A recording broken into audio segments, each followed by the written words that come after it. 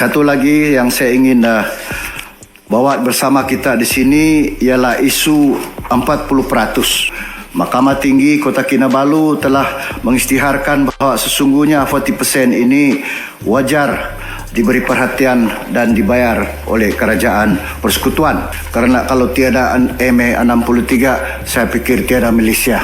Dan kalau tiada Malaysia, saya fikir saya dan rakan saya daripada Sabah dan Sarawak tiada keperluan untuk duduk di Dewan yang mulia ini. Tolonglah beri perhatian apa yang sepatutnya due to us, due to Sabah dan Sarawak.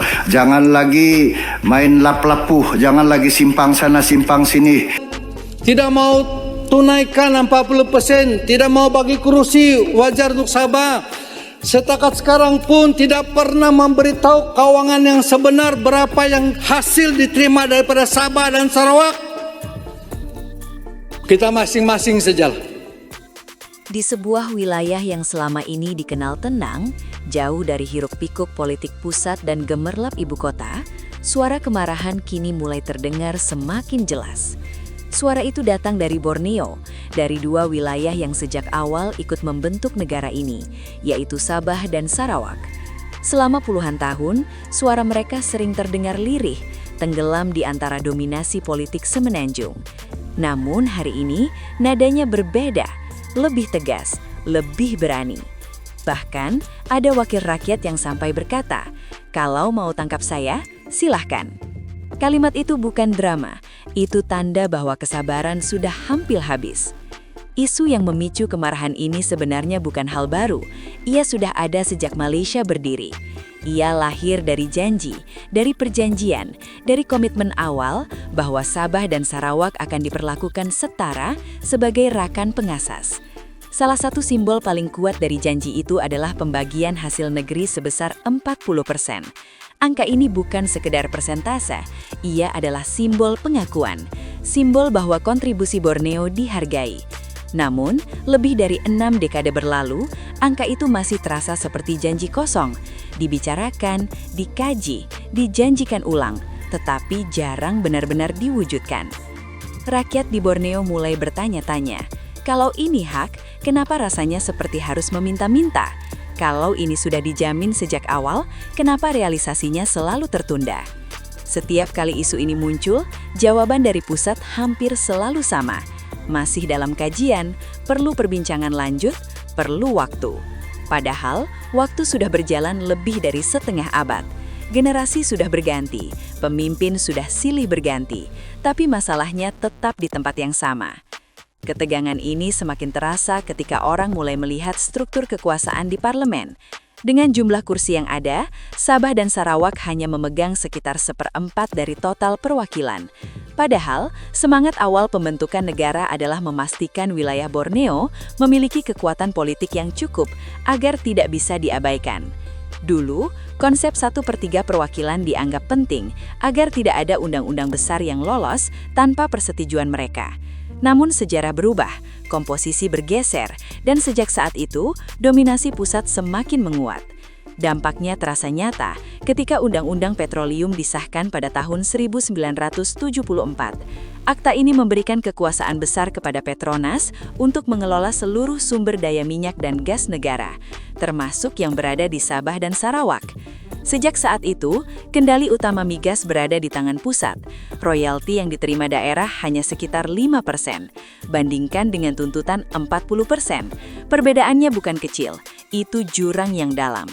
Ironi pun muncul, minyak dan gas diambil dari Borneo, diekspor ke luar negeri, menghasilkan miliaran ringgit. Tetapi di banyak kawasan pedalaman, jalan masih rusak, listrik belum stabil, dan air bersih belum merata. Sementara itu, simbol kemakmuran nasional berdiri megah di pusat kota. Di Kuala Lumpur, menara-menara tinggi menjadi lambang kejayaan. Bagi sebagian rakyat Borneo, pemandangan itu menimbulkan pertanyaan pahit. Kalau sumbernya dari sini, kenapa kemewahannya di sana? Kekecewaan ini semakin memuncak ketika Sarawak membentuk perusahaan energi sendiri, Petros, untuk mengambil peran lebih besar dalam pengelolaan gas. Langkah ini bukan sekedar bisnis, ini pernyataan politik. Ini pesan bahwa Sarawak ingin lebih berdaulat atas sumber dayanya. Sejak saat itu, ketegangan dengan Petronas semakin terbuka. Perdebatan tidak lagi hanya soal kontrak dagang, tetapi sudah masuk ke wilayah konstitusi dan tafsir sejarah. Pusat berpegang pada undang-undang federal. Sarawak berpegang pada semangat perjanjian awal pembentukan negara. Disinilah tafsir menjadi senjata. Di satu sisi, hukum nasional berbicara soal kewenangan pusat. Di sisi lain, sejarah berbicara soal kemitraan. Dan ketika dua narasi ini bertabrakan, yang muncul adalah konflik berkepanjangan. Bagi rakyat biasa, debat hukum ini mungkin terdengar rumit, tapi dampaknya sangat nyata. Mereka melihat gas dari tanah mereka mengalir keluar. Mereka melihat keuntungan mengalir ke pusat. Tapi kehidupan mereka sendiri tidak berubah signifikan. Inilah yang membuat rasa dipinggirkan semakin kuat. Mereka tidak menolak berbagi, mereka hanya ingin berbagi secara adil. Situasi semakin sensitif ketika isu perbatasan dengan Indonesia ikut masuk ke ruang publik. Muncul angka ribuan hektar dalam penyelarasan batas wilayah. Pemerintah pusat melalui Anwar Ibrahim menjelaskan bahwa ini adalah hasil survei teknis dan diplomasi damai. Namun di tengah suasana panas akibat isu 40% dan migas, penjelasan itu tidak selalu diterima dengan tenang. Bagi sebagian warga Borneo, muncul kesan bahwa pusat lebih cepat menyelesaikan urusan luar negeri dibanding luka di dalam negeri. Di kawasan perbatasan, kehidupan sehari-hari memang jauh dari retorika politik.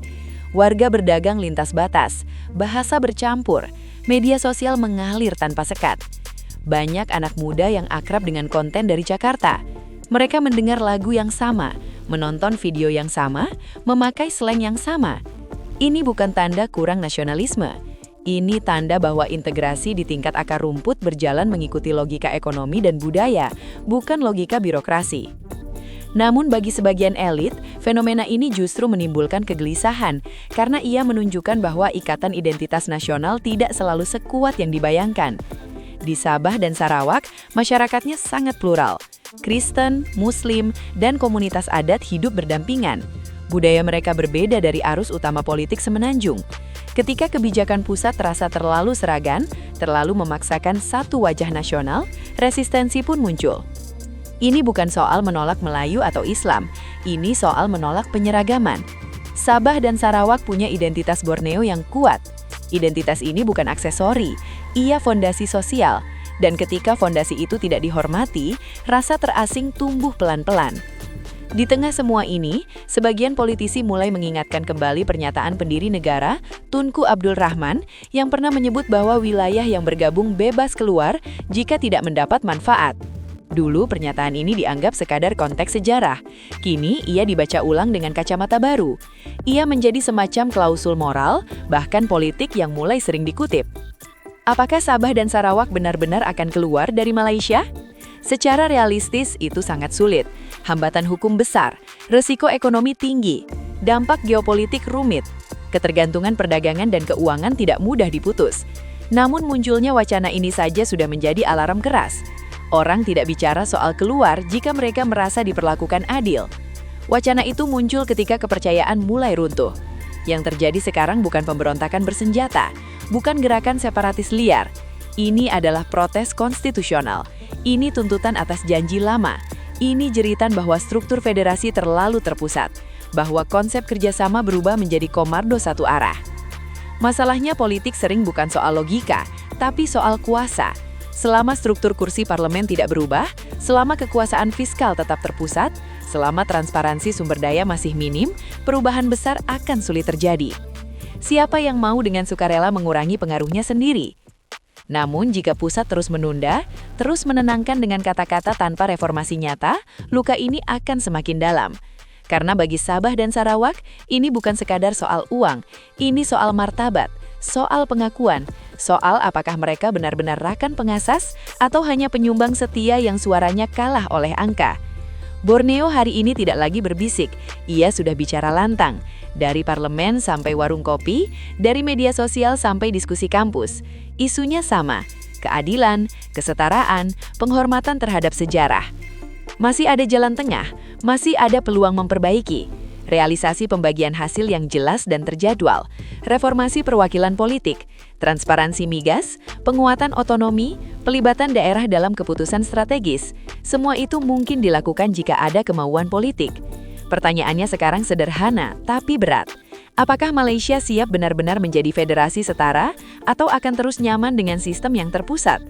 Karena jika jawaban jujurnya yang kedua, maka jangan heran jika suara bawah haluan masing-masing akan semakin sering terdengar.